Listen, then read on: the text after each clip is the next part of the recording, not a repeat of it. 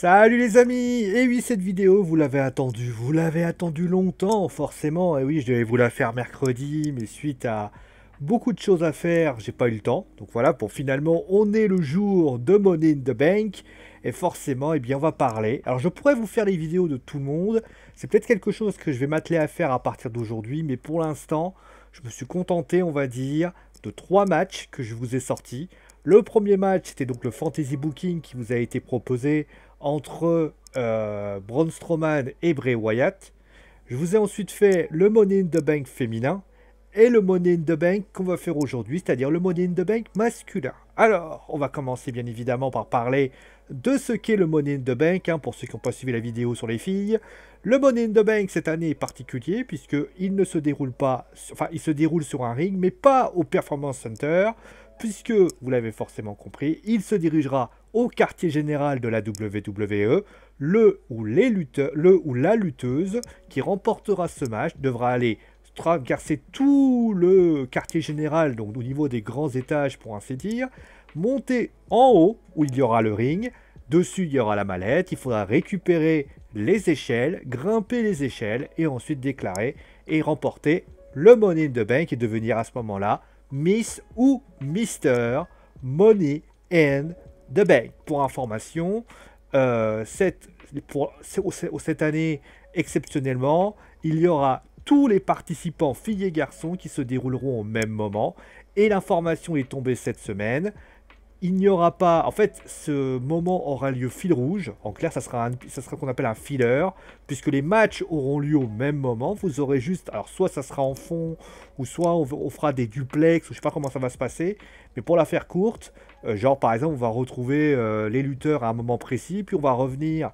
dans un match, je sais pas, entre, je sais pas, Bayley et Tamina, et puis on va revenir du côté du côté du quartier général, puis après on va revenir. Les enregistrements étant déjà faits, il y a peu de risques qu'il y ait des bêtises, voire même des erreurs. Alors, déjà, on va commencer déjà par ce point de vue, avant de parler des différents participants et de ce qui s'est passé durant cette route vers Money in the Bank pour ce match. Moi, pour mon point de vue, clairement, c'est une idée à la con. C'est une idée à la con, et c'est même plus grave que ça. C'est la démonstration qu'en réalité, ils se sont rendus compte que le concept était merdique, en fait. C'est-à-dire que quand ils ont vu le concept, ils se sont dit « Ah, c'est cool, on va pouvoir faire un concept un peu novateur, on va pouvoir justement imaginer des trucs. » Mais après, quand tu décortiques, en fait, tu te rends compte, malheureusement, que le système, il a ses failles. Déjà, tu vas monter le quartier général de la WWE. Il fait pas 10 étages, il en fait à peu près, il en fait énormément. Il est très grand, le quartier général de la WWE. Ensuite, si tu mets tout le monde à un moment donné au même endroit, bah, les roublats ne peuvent pas faire quelque chose parce que tu imagines bien qu'il y a ce qu'on appelle des ascenseurs. Si les ascenseurs, tu appuies sur le bouton 68 et que ça te fait grimper tout en haut, et ben au bout d'un moment, ça peut être une solution. Voilà. Aussi, tu as les filles et les garçons. Forcément, il y a des moments où ça va être un peu fouillis. C'est pour éviter ce côté-là. C'est pour éviter aussi les gros moments de blanc, parce que tu te doutes bien que pendant une certaine période, tu vas avoir que des bagarres. On a notamment vu, du côté de SmackDown, la présentation des cafétérias, des machins et tout. Bah, en fait, les caméramans, ils vont pas être à 50. Donc, qu'est-ce qu'ils vont faire? Ils vont simplement, eh bien, montrer des moments particuliers. Ils vont montrer des images par-ci, des images par-là, et ils peuvent ainsi donner. C'est de la fainéantise, qu'on soit clair là-dessus, c'est de la fainéantise.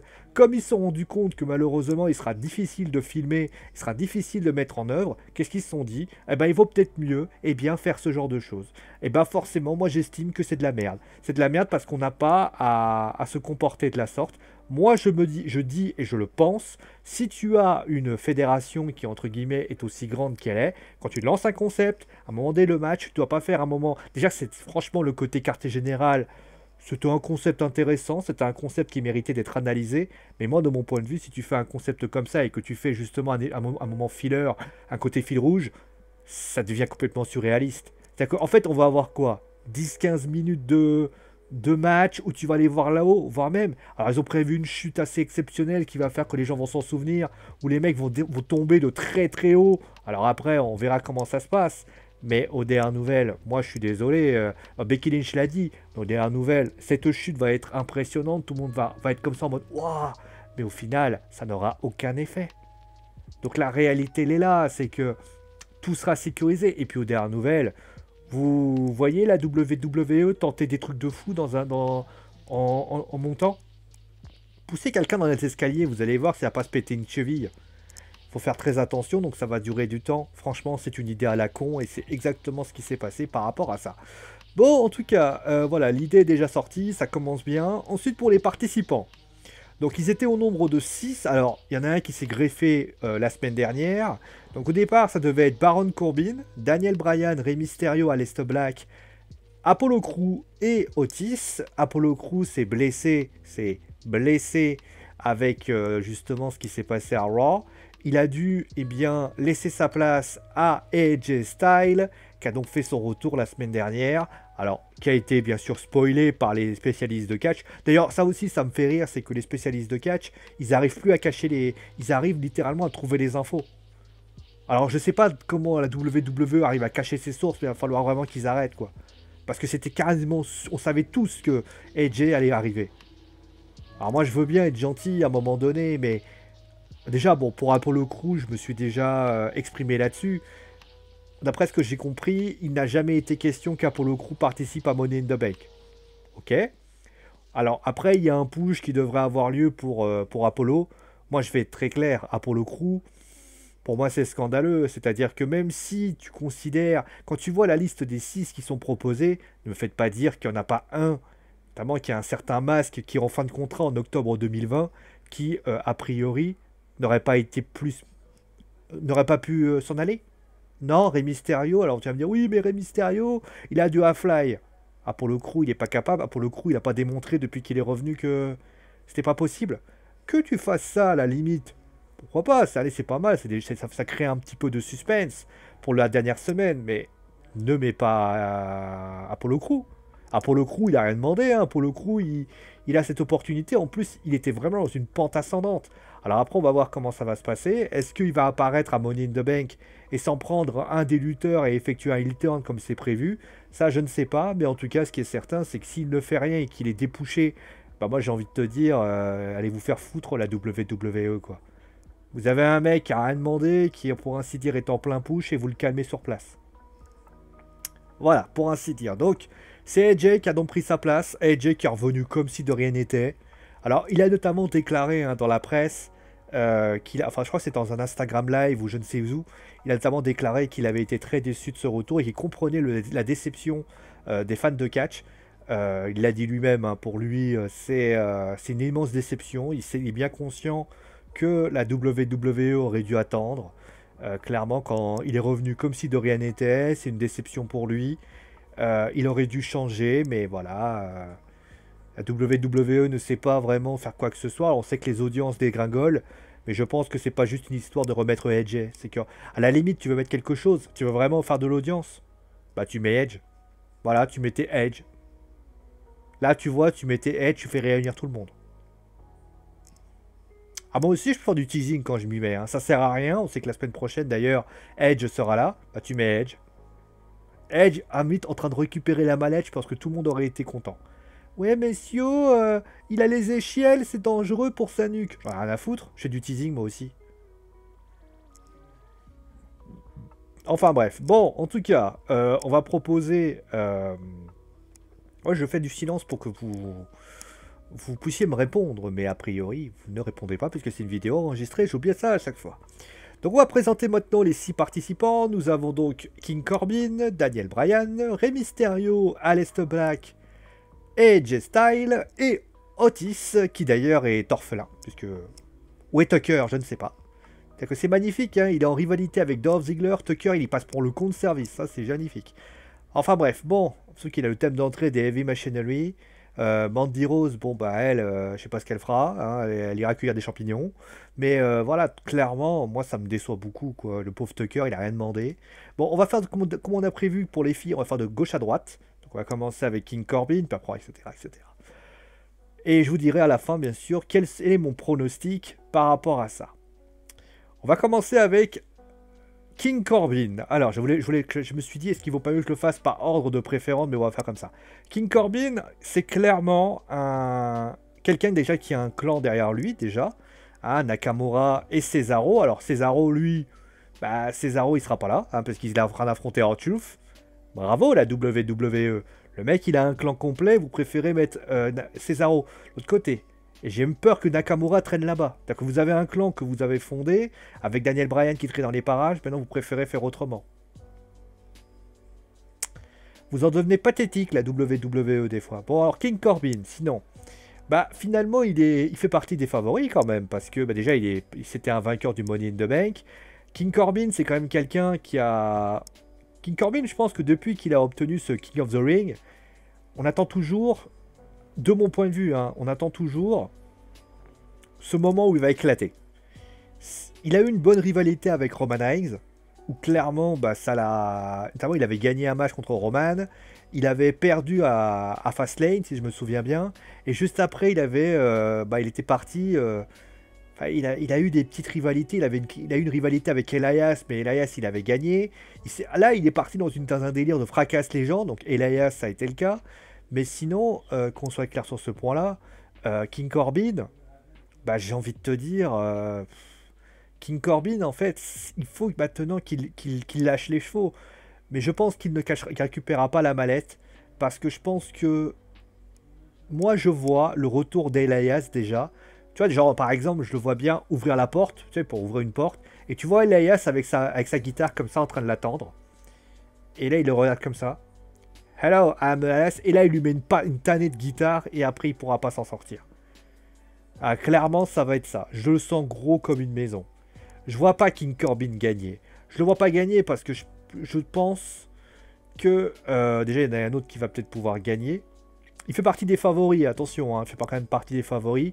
Je le mettrais peut-être dans le deuxième ou troisième lot, mais avec Elias, avec notamment la présence de Daniel Bryan qui peut l'empêcher de gagner. Le fait aussi que il a perdu la mallette, il voudrait la récupérer. Pour moi, il doit la gagner, tu sais, avec un clan, avec quelque chose derrière. Il doit pas la gagner avec une mallette ou quelque chose comme ça. Il faut qu'il la gagne avec des victoires très prépondérantes déjà. Et là, King Corbin, il a aligné trop de défaites. Pour moi, je ne suis pas convaincu qu'il, pour ainsi dire, il pourra faire quelque chose. Voilà. Mais après, moi, j'espère me tromper. En tout cas, c'est quelqu'un que je mise beaucoup. Il a vraiment une très très grande cote. Moi, j'apprécie beaucoup le personnage. J'apprécie beaucoup ce qu'il est. Mais sa gimmick de King, elle met du temps à se mettre. Il a pas toujours, il n'est pas dans une bonne phase. Il a des difficultés à exister. Et puis, il y a Elias. Tu vois, il y a beaucoup de choses qui fait que bah, King Corbin, je ne le pense pas. Daniel Bryan, moi j'y crois pas non, j'y crois pas du tout. Il est là, bien évidemment, parce que je l'ai mis dans WordPress, parce que Sami Zayn n'est pas là. Voilà, on va pas se mentir, hein, il est juste là parce que Sami Zayn n'est pas là. Il aura l'aide de sans doute de Drew Gulak, qui sera à côté pour lui donner un coup de main. Mais moi j'y crois pas du tout. J'y crois pas du tout. Je suis absolument pas convaincu que Daniel Bryan gagnera ce match pour ces fameuses raisons-ci. Voilà, ça c'est la première chose. Ensuite, ben, il a aussi une réalité. Alors après, peut-être que il y a aussi Nakamura et bon, pas Cesaro parce qu'il n'est pas là. À part si Cesaro prend un jet privé pour arriver jusque là-bas, mais je crois pas du tout. Hein. Je rappelle qu'on est de Floride, c'est à gauche. Le Performance Center, le Connecticut, c'est à droite de les États-Unis. Hein. Hein, ça... Compliqué, hein. Donc, après, moi, de mon point de vue, je ne suis pas convaincu. Je suis pas convaincu. Il y a beaucoup trop de passifs et je le vois pas gagner cette mallette. Pas gagner cette mallette, il est en rivalité pour le titre continental. J'y crois pas du tout. Bon, ensuite, Rey Mysterio. Bah, je l'ai allumé tout à l'heure. Hein. Rey, il décroche la mallette, je pète un câble. T'as 5 gars. Alors, AJ, on peut le mettre de côté aussi. T'as quand même 5 gars qui mériteraient complètement d'avoir une mallette. Si c'est lui qui la remporte, c'est du n'importe quoi. Le mec, il est proche de fin de contrat. Il a sa carrière. Pour moi, je suis désolé. Hein, il est en fin de carrière, Rey Mysterio. Si c'est pour lui donner un sorte de dernier run à la cool, on lui donne un match pour le titre suprême, pour lui donner une petite carotte, là, c'est de la merde. Je sais pas, il faut mettre en avant les autres. Il faut mettre en avant des mecs comme King Corbin. Rey Mysterio, il doit juste se mettre en avant les autres. Il a rien à faire en tant que champion. Là, aujourd'hui, Rey Mysterio, quand il avait battu Andrade, déjà, c'était de la merde en boîte. Là, s'il remporte la mallette, c'est de la merde puissance 10 000. Là, pour moi, Ray, avec toute l'affection que je lui porte, parce que je l'adore, Rey Mysterio, aujourd'hui, d'être là pour aider les autres. Moi, déjà, je l'avais dit, pour moi, il n'avait rien à faire dans cette mallette, dans ce Money in the Bank. À partir du moment où Apollo Crews était remplacé, c'est lui qui aurait dû être remplacé. Donc voilà. Après, on sait tous qu'il a une communauté de fans très importante, ça, il n'y a pas de souci là-dessus. Mais moi, je m'en bats les couilles, hein, communauté de fans, pas communauté de fans. Moi, je pars du principe que quand tu es à la WWE, on s'en bat les couilles. Hein. C'est toi, tu es là pour aider les autres et tu fermes ta gueule, au simplement. D'ailleurs, quand tu vois que tu as trois mecs, Andrade, Austin Theory et le dernier que j'ai oublié, Austin Theory, Andrade et Garza, qui, pour information, ne sont pas là, j'espère que les trois vont venir rendre visite à Rey Mysterio. Parce qu'à un moment donné, il faut arrêter. Qu'il n'y ait pas une rivalité, un tag team avec il pourrait aider Humberto Carrillo ou des choses comme ça. Parce que là, ça serait du n'importe quoi. Alors, Aleister Black. Alors, Aleister Black, c'est particulier. Parce que certains disent que sa gimmick ne l'aidera pas pour l'aider à cacher sa mallette. Non. Non, c'est pas un argument que je trouverais ça judicieux. Voilà. Par contre, pour moi, Aleister Black, c'est encore un peu tôt. Je pense s'il doit la remporter, c'est pas cette année. Aleister, il commence petit à petit à gravir progressivement les échelons.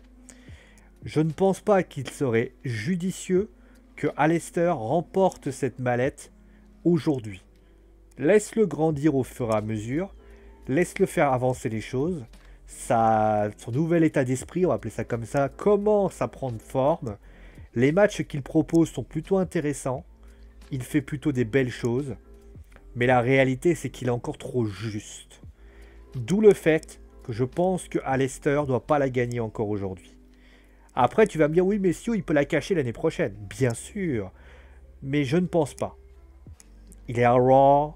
Ah, il peut la cacher sur qui? Sur Braun Strowman? Sur Bray Wyatt? Bray Wyatt, j'y crois pas du tout. Alors, ça peut être cool, hein. On aurait dit, ouais, Aleister Black contre Bray Wyatt, mais non. Parce qu'Aleister Black, il est dans une... On peut penser un côté pénombre. Il faudrait que Braun Strowman le démolisse, il faudrait faire tout ça. Non. Moi, j'y crois pas du tout. J'y crois pas du tout à un catch de... Il faut qu'il prenne son temps, Aleister Black. Alors, tu vas me dire, oui, mais combien de temps? Peut-être un an. Laisse-le le temps, laisse-le construire tout ce qu'il faut. Et après, l'année prochaine, on pourra peut-être le mettre favori. Là, il est outsider. Alors après, s'il remporte la mallette, tant mieux pour lui. Mais je pense que ça sera un peu tôt. Bon, AJ. Bah, c'est un peu la cerise sur le gâteau, AJ. Ah bah AJ, ça serait une relance totale de carrière. Ça, c'est clair. AJ, je suis assez mitigé. Parce que... Il avait clairement dit à un moment donné qu'il commençait à vouloir un petit peu profiter de sa famille. Tu lui fais récupérer cette mallette, moi, de mon point de vue, je pense que AJ risque à devoir être dans les routes. Est-ce qu'il en a vraiment l'envie? Est-ce qu'il en a vraiment le besoin? Je ne sais pas. Après, moi, il est quand même celui qui est le mieux armé pour la récupérer, cette mallette. Moi, je pense que AJ, s'il y en a un qui peut sortir et faire quelque chose, il est en rivalité avec personne. Ah, des 5, des 6, il est en rivalité avec personne. Bon, il y a Aleister et Rey Mysterio non plus, mais Rey Mysterio peut être en rivalité avec les Los Condenabel de la pauvreté. Aleister, il peut se retrouver avec Bobby Lashley. On peut repartir sur une rivalité. Otis, bah, Ziggler. Corbin, Daniel Bryan. AJ, il est niet. Il n'y a pas une rivalité pour lui. Et c'est pas Carrillo qui va le... Alors peut-être Carrillo, mais j'y crois pas une seconde. Carrillo, il est plus intéressé à l'idée de s'occuper, on va dire, des Los Condenabel de la pauvreté. Donc AJ, il a ses chances. Clairement, pour moi, je le place favori. Voilà. Et enfin, Otis. Bon, bah, Otis, peut-être pas la peine parce qu'il y a Ziggler à côté. Il y a Ziggler, il y a Deville. Même si je sais pas s'il y aura un match entre Sonya Deville et Mandy Rose. Pitié, non, faites en sorte que ça n'arrive jamais. Il peut avoir l'aide de Tucker. Ça peut être le momentum, si tu veux. C'est-à-dire que Otis peut être le moment où on peut dire, bah écoutez, Otis, il peut être le moment où on peut imaginer quelque chose pour lui. Ça peut être une idée. Mais je pense qu'il est en rivalité avec Dolph Ziggler. Il a autre chose à et puis il n'a pas la carrure d'un champion, quoi. Otis, aujourd'hui, c'est un garçon un peu benet, pardon de parler comme ça, dans le sens où je le vois pas du tout avec une mallette. Vous voyez Otis récupérer la mallette, la cacher contre un mec complètement affaibli? Ah, il la cachera peut-être pour dire je cacherai ma mallette à un instant T. Mais il n'a pas la gimmick de John Cena, vous voyez ce que je veux dire? Donc moi, de mon point de vue, je n'y crois pas du tout. Je n'y crois pas du tout, je suis pas convaincu du tout qu'Otis remportera la mallette. Et il est toujours avec Tucker. Il est toujours avec Tucker, et Tucker, il faudra en faire quelque chose. Je pense que de toute façon, Otis, il faut qu'il retourne dans les titres par équipe. Là, ils sont en train de les Heavy Machinery sont en train de dégringoler sur place. C'est vraiment une bonne équipe. C'est dommage que Tucker soit pas du tout utilisé. Donc voilà. En tout cas, moi, à mon point de vue, Otis, il gagnera pas. Bon, voilà, on va dire. Qu'est-ce que je... Alors, je refais mon pronostic. Alors, Corbin, Bryan, Mysterio, Black, AJ ou Otis. Alors, contrairement aux filles, c'est plus difficile de choisir. Là, on a quand même 6 personnes. Alors, il y en a un, clairement, je le mets de côté, c'est Rey Mysterio. Daniel Bryan aussi, mais pour des raisons, vous le savez. Otis aussi, il y en a 3. Mais les 3 autres que j'ai pas cités, Black, Style et Corbin, pourquoi pas? Pourquoi pas? Honnêtement, Corbin pourrait très bien avoir la mallette. Style pourrait avoir la mallette. Black pourrait avoir la mallette. Mais pour être cohérent, je viens de le dire, Black est trop tôt. Donc je le mets de côté. Alors ça se jouerait entre Corbin et AJ Styles. Je vais te dire la vérité. Je vais voter pour AJ pour une raison. C'est que je pense que King Corbin, il y a la menace Elias. Il y a la menace Elias. Il y a aussi quelques petites choses qui me font dire qu'il va pas réussir. Tu vois, j'y crois pas. J'y crois pas. Alors après, il y a peut-être quelque chose qui pourrait le rentrer en compte, c'est de se dire, oui, mais Sio, comme ça, il pourrait oublier le fait, oui, mais tu le vois caché contre Braun Strowman? Tu le vois caché contre le Fiend? Cette mallette, en fait, cette mallette cette année, d'ailleurs l'année dernière, cette mallette, elle a pu être cachée rapidos, mais cette mallette cette année, le gagnant là, des 6, il va falloir qu'il se lève de bonne heure pour trouver un moyen d'y aller. Ah oui, pour information, je ne pense pas qu'il y aura une surprise cette année. Il n'y aura pas un Lesnar qui va débouler. On l'a fait l'année dernière, on va pas le refaire chaque année, quoi. Mais moi, de mon point de vue, je pense que pourra faire comme ça. Après, d'ailleurs, j'y pensais à ça. Est-ce qu'il y a des associations entre les filles et les garçons? Je pense qu'il y en aura. Il y en aura, clairement, il y en aura. D'ailleurs, on va faire un truc rigolo, tiens, pour une fois. On va essayer de voir s'il peut y avoir... Alors, attendez, je vais vous sortir... attendez, je vais vous sortir ça, hein, attention. Comme ça, à la limite, on va pouvoir...